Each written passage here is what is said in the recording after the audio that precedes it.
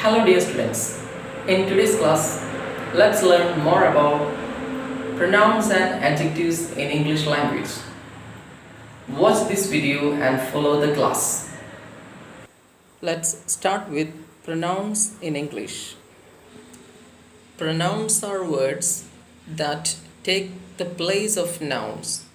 For example, Aishwarya helped me. When I repeat the name Aishwarya, I can use the pronoun she.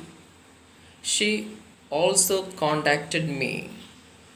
You see, we often use pronouns to avoid repeating the nouns that they refer to. And pronouns have different forms for the different ways we use them. Firstly, let's talk about personal pronouns. The personal pronouns are I, you, he, she, it, we, they, and who. More often, they replace nouns, especially representing people. When most people think of pronouns, it is the personal pronouns that usually spring to mind. For example, we can't all be heroes because somebody has to sit on the curb and clap as they go by. Here we can notice in bold letters we and they are used as personal pronouns. Another example, I bought some batteries, but they were not included. Here you can notice I and they are used as pronouns, especially the personal pronouns. Next one, demonstrative pronouns. Demonstrative pronouns, which are used to indicate specific things. There are four main demonstrative pronouns in English: this, that, these, those. This and that are singular demonstrative pronouns. These and those are plural demonstrative pronouns. For example, this is the one I left in the car. You see, in bold letter you can see that this. The demonstrative pronoun this is specifying something special, and it is spoken by the speaker. Another example, shall I take those? You see, those is used as demonstrative pronoun, and it is indicating something special. Next, let's learn about indefinite pronouns. Indefinite pronouns are used for non-specific things. This is the largest group of pronouns. All, some, any, several, anyone, nobody, each, both, few, either, none, one, and no one are the most common indefinite pronouns in English. For example, somebody must have seen the driver leave. Here somebody is not a specific person, so it is known as indefinite pronoun. Another example, we are all in the gutter, but some of us are looking at the stars. You can notice indefinite pronouns all and some, which are used as non-specific. One more example, I have nothing to declare except my genius. You see, here nothing is also used as indefinite pronoun. Next one, interrogative pronouns. These are used in questions. Although they are classified as pronouns, it is not easy to see how they replace nouns. Who, which, what, where, and how are all interrogative pronouns.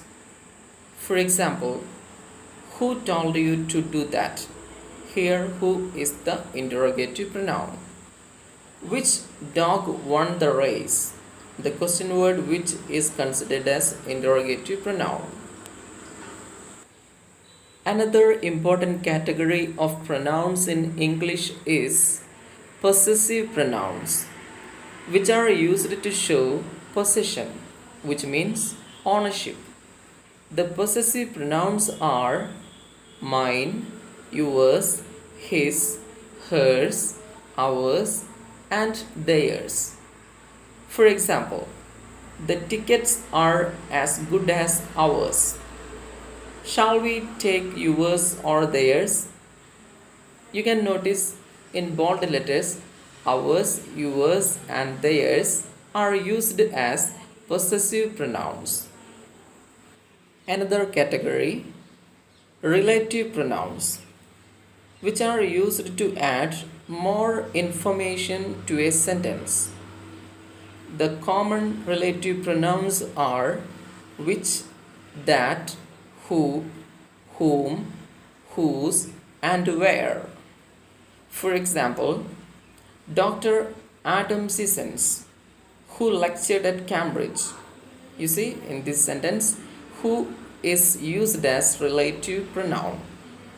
Another example, the man who first saw the comet reported it as a UFO.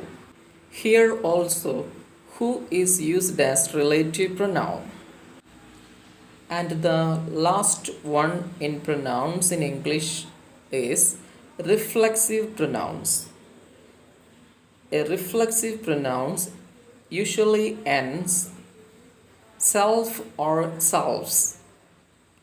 The reflexive pronouns mainly in English are myself, yourself, herself, himself, itself, ourselves, yourselves, and themselves. For example, the dog bit itself. You see, itself is considered as reflexive pronoun.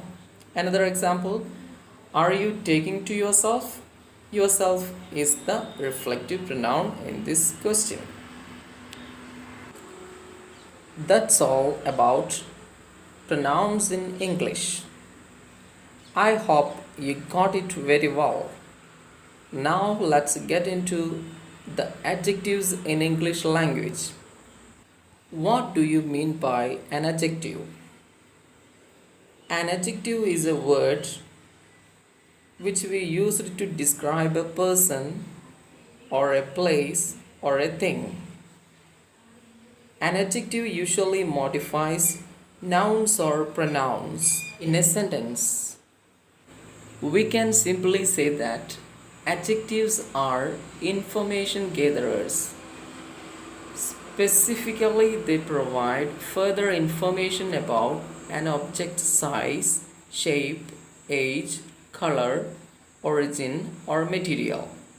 Here are some examples of adjectives in action. It's a big table. It shows the size of the table. It's a round table. You can see the shape of the table here. It's an old table, which shows the age. It's a brown table. It mentions the color. It's an English table, which shows its origin. It's a wooden table. It shows the material. It's a lovely table. It's an opinion. It's a broken table. After an observation. It's a coffee table.